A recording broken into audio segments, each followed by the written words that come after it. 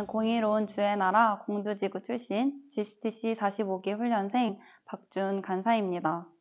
저는 SLM 부서로 지원해 오늘의 학원복음화가 내일의 민족복음화, 오늘의 민족복음화가 내일의 세계복음화임을 믿음으로 나아가고 있습니다. 풍삼 독자 여러분의 캠퍼스와 부서에도 푸르고 푸른 그리스도의 계절이 속히 오길 소망합니다. 오늘 말씀에서 종교 지도자들은 예수님을 죽이기로 결정한 후 예수님을 총독 앞에 데려갑니다. 그 재판은 총독의 저택 바깥에서 공개적으로 이루어졌습니다. 예수님은 공개적인 재판에서 자신을 변호하기 충분한 상황이었을 것입니다.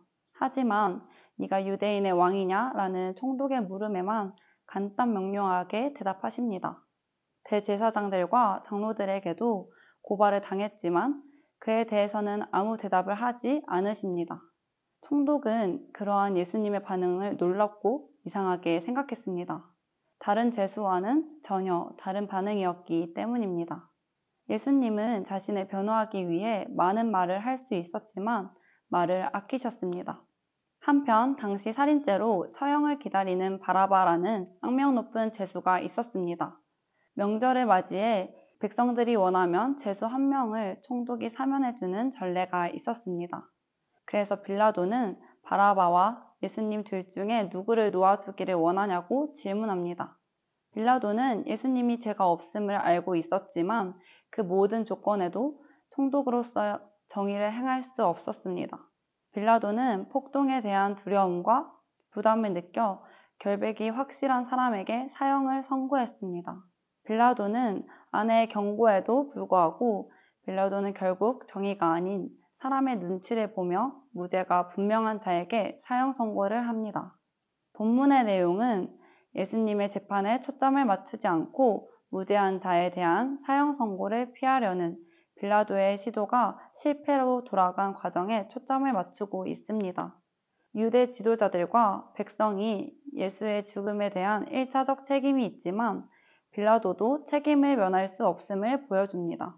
오늘 말씀 속 빌라도의 모습을 보며 사람의 눈치를 보느라 정의가 아닌 무죄한 예수님을 사형 선고를 하는 것을 보니 저의 인간적인 모습이 생각났습니다. 예수님의 자녀라고 말하지만 세상에서 눈치를 보며 정말 예수님의 자녀처럼 구별되어 살아가지 못하고 죄를 죄라고 말하지 못하며 살아가던 저의 모습이 빌라도와 비슷했던 것 같습니다.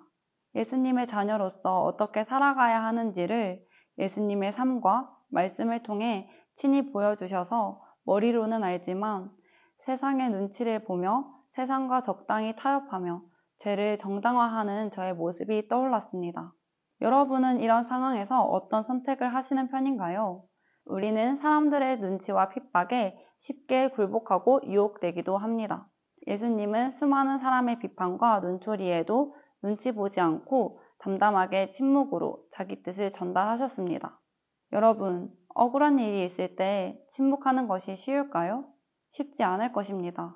하지만 우리를 위해서 예수님은 침묵하셨습니다.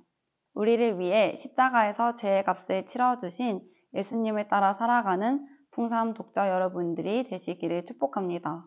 나아가 우리가 받아야 할 정죄를 죄 없는 예수님이 대신해서 받으셨음을 보며 바라바가 우리 자신임을 기억해야 합니다.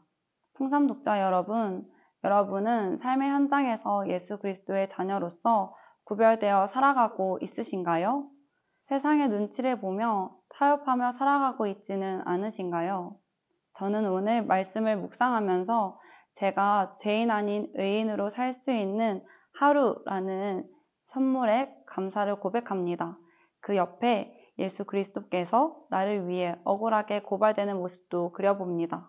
이 두 그림을 마음에 새기며 매일매일을 하나님이 원하시는 삶으로 살고 싶다고 결단하게 되었습니다. 죄의 값을 대신 치러주심으로 우리에게 구원의 선물로 주시고 무죄한 죽음을 택하신 예수 그리스도의 사랑을 묵상하는 하루 되시기를 소망합니다. 샬롬.